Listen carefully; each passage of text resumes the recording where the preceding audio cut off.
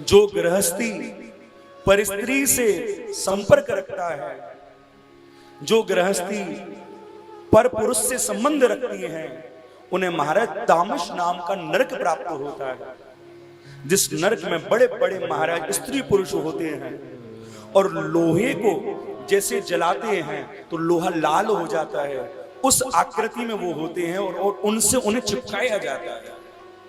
शरीर फट जाता है, खाल जल जाती है, मांस गल जाता है, हड्डियां गलने लगती हैं। महाराज ये सजा उन्हें प्राप्त होती है।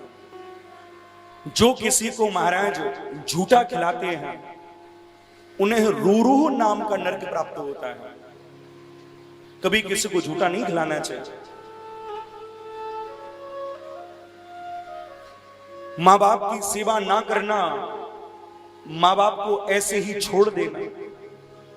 आज लोग मां बाप वृद्ध हो जाते हैं तो उन्हें छोड़ देते हैं, वृद्ध आश्रम में छोड़ देते हैं।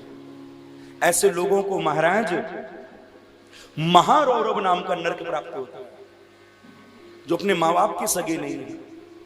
अरे आप थोड़ा रामायण को देखो। मेघनाथ जिस समय युद्ध स्थल पर उतरा और उसने अपना खूब कौशल दिखाया, वहां से विश्राम लेकर जब घर आया तो पिता के पास आकर रावण को कहता है कि पिताजी युद्ध यही विश्राम दो, राम की शरण को ग्रहण करो, क्योंकि मैंने अपने अनुभव से जाना है राम कोई बनवासी नहीं है, राम स्वयं भगवान है। तब रावण ने पूछा तूने कैसे जाना? तो कहा कि मेरे ब्रह्मास्त्र को शांत राम ने कर दिया, मेरे अमोघ अस्त्र को राम ने शांत कर दिया। उनको शांत करने की सामर्थ्य किसी साधारण व्यक्ति में नहीं है, वो भगवान है।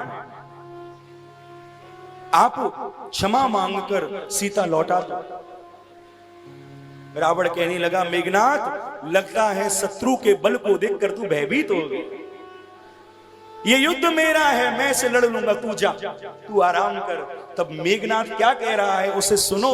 मेघनाथ ने कहा कि पिताजी मैं तुम्हें छोड़ नहीं सकता। जो पुत्र अपने पिता को संकट में छोड़कर चला आए, उस पुत्र को भगवान तो बहुत दूर, देवता भी उसकी ओर नहीं देखते।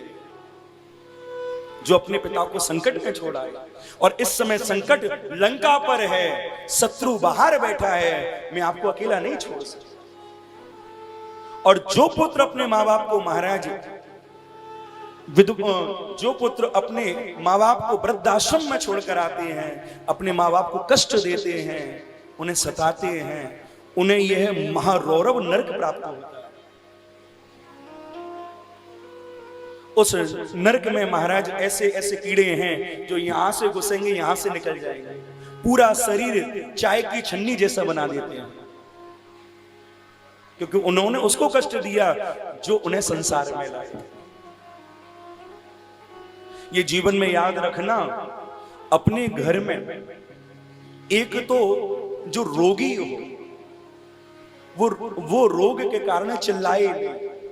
अगर जब वो घर में रोग के कारण चिल्लाता है, आप उसे दवाई दारू नहीं दिलवाते, तो महाराज आप तैयारी कर रहे हो उन्हीं नरकों की। यदि आप अपने घर में स्त्री पर हाथ उठा रहे हो तो याद रखो आप तैयारी कर रहे हो नरकों की। और जो बच्चे होते हैं, आप बच्चों की आंखों में आंसू दे रहे हो, तो आप याद रखो कि आप तैयारी कर रहे हो उस नरक की। घर के वृद्धों की आंखों में, घर के बच्चों की आंखों में कभी आंसू ना, ये प्रयास हो।